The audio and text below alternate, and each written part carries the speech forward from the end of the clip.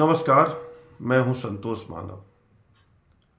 हाल फिलहाल की कुछ घटनाएं, कुछ वाकयात आपको बताता हूं और उसके बाद उन घटनाओं की निहितार्थ क्या है, उसके पीछे का मकसद क्या है, टारगेट क्या है, उस पर बात रखूंगा।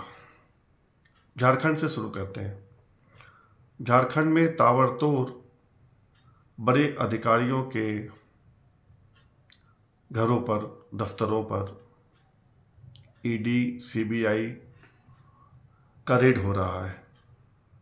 बगल में आइए, पश्चिम बंगाल में वहाँ जो सत्तारूढ़ पार्टी है तृणमूल कांग्रेस, टीएमसी, उसके नेताओं पर सीबीआई, ईडी के रेड।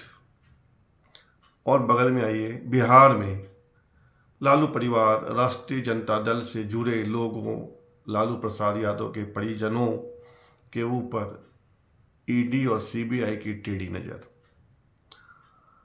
आगे आइए, दिल्ली में वही हाल। आम आदमी पार्टी और अरविंद केजरीवाल के जो बहुत घनिष्ठ साथी हैं, जो नेता हैं, उन पर ईडी, सीबीआई की टेढ़ी नज़र।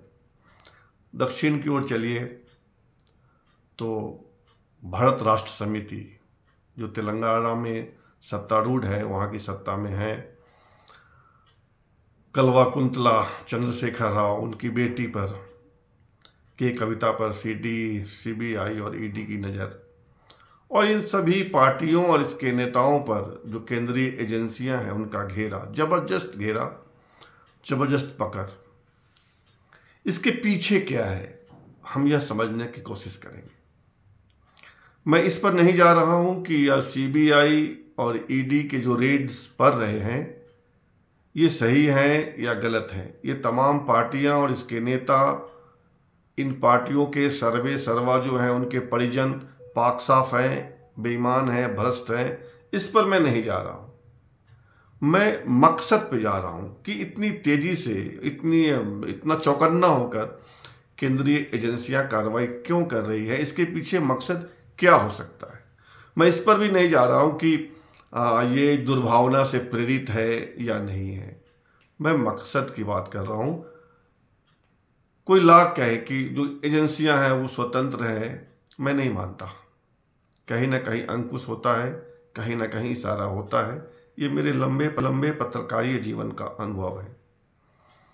2014 में जब नरेंद्र मोदी सत्ता में आए थे तो गुजरात मॉडल दिखाया गया था कि गुजरात में जिस तरह विकास किया है उन्होंने, नरेंद्र मोदी जी ने, वैसा ही विकास देश में होगा अगर प्रधानमंत्री बन जाते हैं नरेंद्र मोदी। तो बन गए,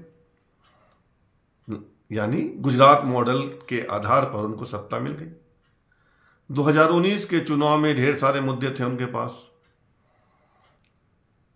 फ्री शौचालय बनाने की सुविधा थी, मकान बनाने के लिए पैसे दिए गए लोगों को, उज्ज्वला घर घर गैस सिलेंडर पहुंचाया गया, राम मंदिर का रास्ता साफ हुआ, 3 तलाक खत्म किए गए। बहुत सारे मुद्दे थे,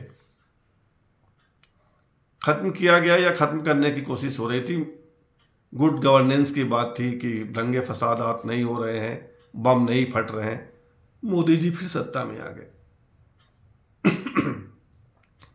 अब सवाल है कि 2024 में क्या होगा। 2023 चल रहा है, मुश्किल से 14-15 महीने बाद चुनाव है।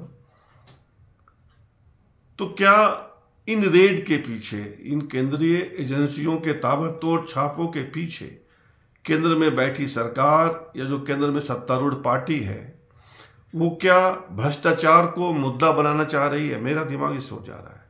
मैं मेरिट पे बात ही नहीं कर रहा हूँ। मैं ये कह नहीं रहा हूँ कि तमाम पार्टियों के नेता बेईमान हैं या नहीं हैं, इस पर नहीं जा रहा हूँ।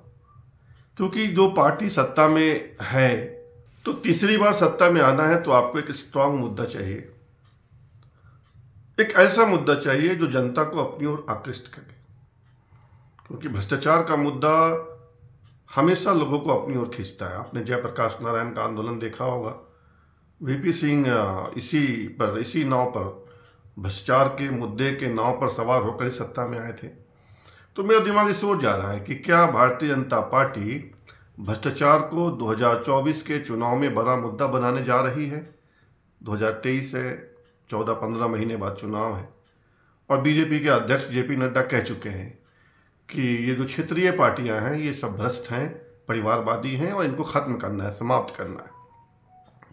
वैसे भी कांग्रेस को जितना समेटना था बीजेपी समेट चुकी, अब इससे ज़्यादा क्या समेटेंगे आप इतनी पुरानी पार्टी को। तो बीजेपी की दृष्टि क्षेत्रीय पार्टियों पर है, उनको कमज़ोर करना, उनको ख़त्म करना, उनको रिप्लेस करना, तभी तो बीजेपी की ताकत बढ़ेगी और वो तीसरी बार बहुमत के साथ, बढ़िया बहुमत के साथ, स्ट्रांग बहुमत के साथ सत्ता में आएगी।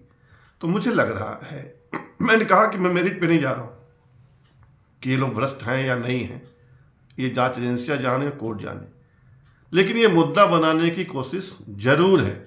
और अब देखिए तमाम पार्टियां जहां जहां छापों का दौर चल रहा है, ये सब क्षेत्रीय पार्टियां हैं, चाहे वो झारखंड मुक्ति मोर्चा हो, चाहे वो तृणमूल कांग्रेस हो, चाहे वो आरजेडी हो, चाहे वो आम आदमी पार्टी हो, चाहे वो बीआरएस हो, भारत राष्ट्र समिति, ये सभी क्षेत्रीय पार्टियां हैं।